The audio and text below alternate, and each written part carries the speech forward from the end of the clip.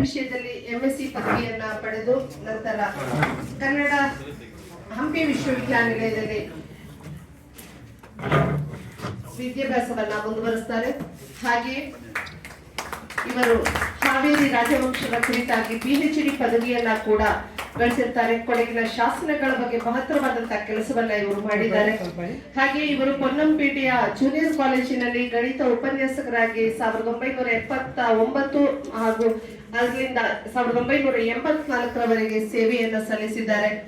ಪೊನ್ನಂಪೇಟೆಯಲ್ಲಿ ವಿಶೇಷವಾಗಿ ನಾವೆಲ್ಲರೂ ಗಮನಿಸಬೇಕಾದಂತಹ ವಿಚಾರ, ಅಂಚೆ ಕಚೇರಿಯ ವ್ಯವಸ್ಥೆ ಇವತ್ತು ಏನಾಗ್ತಾ ಇದೆ, ಇದರ ಕಾರಣಕರ್ತರು ಅಂತ ಹೇಳಿದ್ರೆ ನಮ್ಮ ಮುಂದೆ ಇವತ್ತು ಸನ್ಮಾನವನ್ನ ಸ್ವೀಕರಿಸ್ತಾ ಇರುವಂತಹ ಶ್ರೀಮಾನ್ MG ನಾಗರಾಜ್ ಸರ್ ಅವರಾಗಿದ್ದಾರೆ.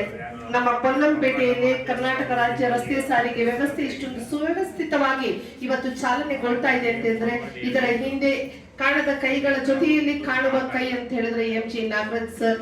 ಹಾಗೆ ಇವರಿಗೆ 2023-24ನೇ ಸಾಲಿನಲ್ಲಿ ಕರ್ನಾಟಕ ರಾಜ್ಯೋತ್ಸವ ಪ್ರಶಸ್ತಿ ಬಂದಿದೆ. ಹಾಗೆ ಕಳೆದ 25 ವರ್ಷಗಳಿಂದ ಕರ್ನಾಟಕ ಇತಿಹಾಸ ಅಕಾಡೆಮಿಯಲ್ಲಿ ಇವರು ತಮ್ಮ ಸೇವೆಯನ್ನ ಸಲ್ಲಿಸ್ತಾ ಬರ್ತಾ ಇದ್ದಾರೆ.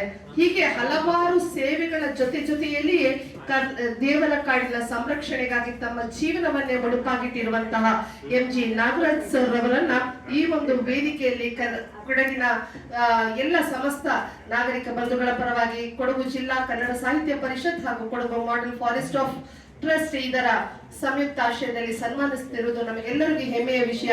ಮುಂದೆಯೂ ಕೂಡ ಭಗವಂತ ಇವರಿಗೆ ದೀರ್ಘಾಯುಷ್ಯವನ್ನ ನೀಡಿ ಇವರ ಸೇವೆ ಮತ್ತಷ್ಟು ಈ ನಾಡಿಗೆ ಆಗ್ಲಿ ಅಂತ ಹೇಳುವಂತಹ ಒಂದು ಆಶಯವನ್ನ ವ್ಯಕ್ತಪಡಿಸ್ತಾ ತಮ್ಮ ಈ ಒಂದು ಕಾರ್ಯಕ್ಕೆ ಅಭಿನಂದನೆಗಳನ್ನ ಸಲ್ಲಿಸ್ತಾ ಇದ್ದೇವೆ ಸರ್.